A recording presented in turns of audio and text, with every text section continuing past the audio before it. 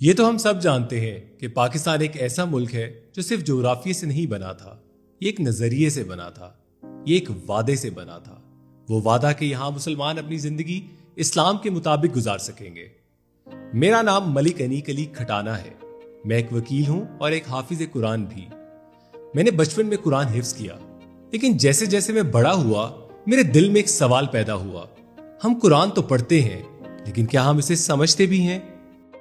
علم کی تلاش مجھے پاکستان سے باہر لے گئی۔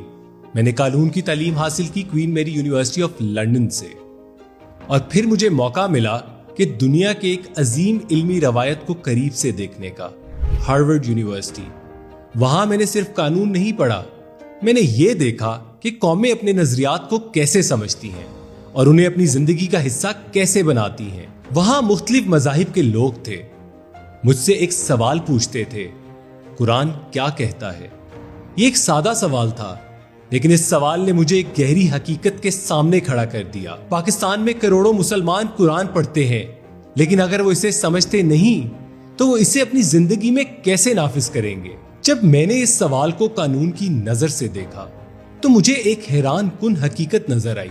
پاکستان کا آئین article 31 of the constitution of Pakistan ریاست کو یہ ذمہ داری دیتا ہے کہ وہ مسلمان کو قرآن اور اسلامی تعلیمات کے مطابق زندگی گزارنے کا موقع فراہم کرے گی۔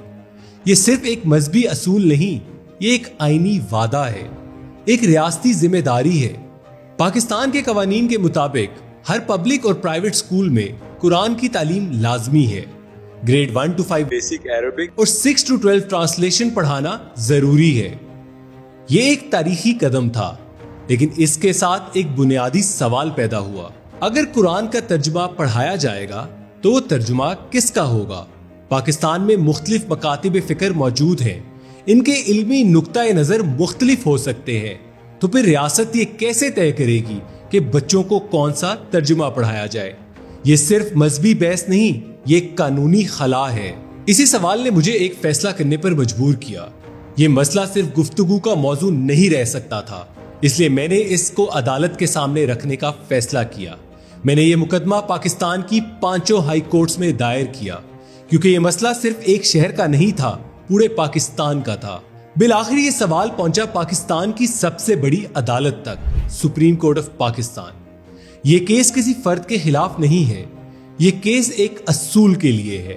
کیا ریاست نے قرآن کی تعلیم کے حوالے سے اپنی آئینی ذمہ داری کو مکمل طور پر واضح کیا ہے؟ قرآن کو پڑھنا صرف عبادت ہے، لیکن قرآن کو سمجھنا انسان کو بدل دیتا ہے۔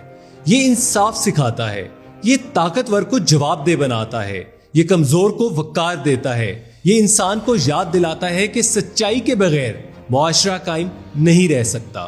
میرا سوال بہت سادہ ہے، اگر پاکستان کے بچوں کو قرآن کا ترجمہ پڑھایا جانا لازمی ہے تو ریاست یہ بھی واضح کرے کہ وہ ترجمہ کیا ہوگا، اور اس پر قومی اتفاق رائے کیسے قائم کیا جائے گا، کیونکہ قرآن صرف ایک کتاب نہیں، ایک ہدایت ہے، اور جب ایک قوم ہدایت کو سمجھ کر پڑھتی ہے تو صرف سوچ نہیں بدلتی، تاریخ بدل جاتی ہے، اور شاید وہی لمحہ ایک نئی قوم کی ابتدا ہوتا ہے۔